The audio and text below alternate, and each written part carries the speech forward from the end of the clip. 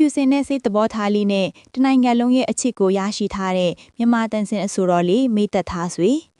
တနိုင်ငံလုံးအတိုင်းအတာနဲ့မုန်းသူမရှိချစ်ခင်သူတွေပေါများပြီးအားလုံးလေးစားနေရတာကမြန်မာတန်စင်အဆိုတော်လေးမိသက်သားဆွေဖြစ်ပါတယ်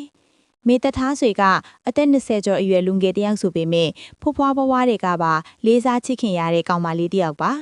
မြန်မာတန်စင်မြန်မာဂီတလောကကိုလည်းပျောက်ပြတ်မသွားအောင်တန်ဖိုးထားထိန်သိမ်းပြီးအင်မတန်ကိုမှစိတ်သဘောထားကောင်းသူလေးလည်းဖြစ်ပါတယ်။မိသက်သားဆွေကငယ်စဉ်ကတည်းကအမှုပညာကိုဝါသနာပါပြီးဂီတပြိုင်ပွဲတွေမှာဝင်ရောက်ရှင်ပြိုင်ခဲ့တာပါ။အဲ့ဒီအချိန်ကတည်းကမိသက်သားဆွေရဲ့အဓိကအားကိုးစရာကမြန်မာတန်စင်ဂီတစစ်စစ်ပဲဖြစ်ပါတယ်။သူမရဲ့ချိုတာအေးမြတဲ့အတန်လေးနဲ့မြန်မာတေးသချင်းကောင်းလေးတွေကိုတီးဆိုပုံလေးကနားဆင်သူပရိသတ်တွေအတွက်ကြည်နူးချမ်းမြေ့စေပါတယ်။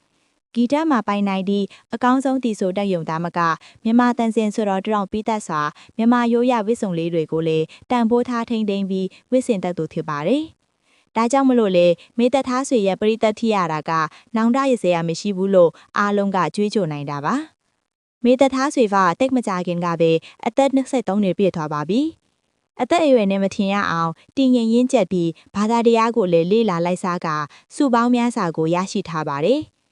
အဖွားနဲ့အမေတို့နဲ့အတူတူဗုဒ္ဓဘာသာဝင်တွေတန်ဖိုးထားရတဲ့တုတ္တဓမ္မဒီပလိုမာစာမေးပွဲကြီးကိုလည်းအမတ်တွေအများကြီးနဲ့အောင်မြင်ခဲ့တာပါဒီနေ့ခေတ်မှာဗုဒ္ဓဘာသာကိုအမှန်တကယ်ယုံကြည်ကိုးကွယ်ပြီးမြန်မာရိုးရာယုံကြည်မှုကိုထိန်းနဲ့မိမကောင်းလေးဆိုတာကအရန်ရှားသွားပါပြီ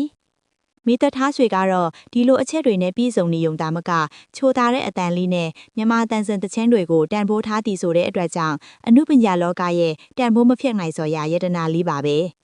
စိတ်ထားလေးလဲကောင်းသလိုရုပ်ကလေးလဲချောပြီးအတန်ကလေးကလည်းตายရတာမလို့ရှေးဘဝကဆူတောင်းတွေပြည့်ခဲ့ပုံပေါ်ပါတယ်။မျက်နှာမြင်ချစ်ခင်ပါစေအတန်ကြိုက်သနာပါစေဆိုတဲ့ဆုနဲ့ပြည့်ပြီးတနိုင်ငံလုံးကပရိသတ်တွေရဲ့ချစ်ချင်းမေတ္တာတွေကိုသိမ့်ပတ်ရရှိထားခဲ့ပါတယ်။ဒီနေ့ခေတ်ကြီးမှာမြန်မာတနိုင်ငံလုံးကရှိသမျှအမှုပညာရှင်အဆိုတော်တွေအားလုံးရဲ့ထိတ်ဆုံးမှာမိသက်သားဆွေရှိနေတယ်လို့ချီးကျူးမယ်ဆိုရင်လုံမယ်မထင်ပါဘူးနော်။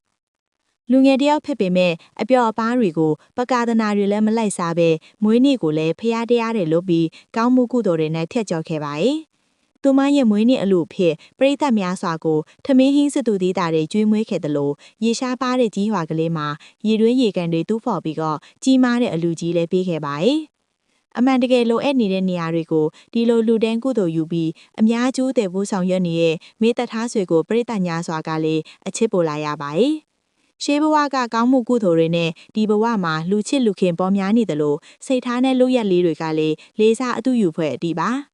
ဒါကြောင့်မလို့ဒီလိုကုသိုလ်ကံကောင်းပြီးဖုံးကန်အရှင်အဝမင်းများတဲ့အမျိုးကောင်းသမီးလေးမိသက်သားဆွေကိုတော်ယုံတန်ယုံအမျိုးသားတဲ့တော့ပရိသတ်တွေကသဘောမတူနိုင်ပါဘူးအမျိုးသားကလည်းကုသိုလ်ကံအရှင်အဝတွေနဲ့ပြည့်စုံနေသူဖြစ်မှသာမိသက်သားဆွေလိုအမျိုးကောင်းသမီးလေးကိုရနိုင်ပါ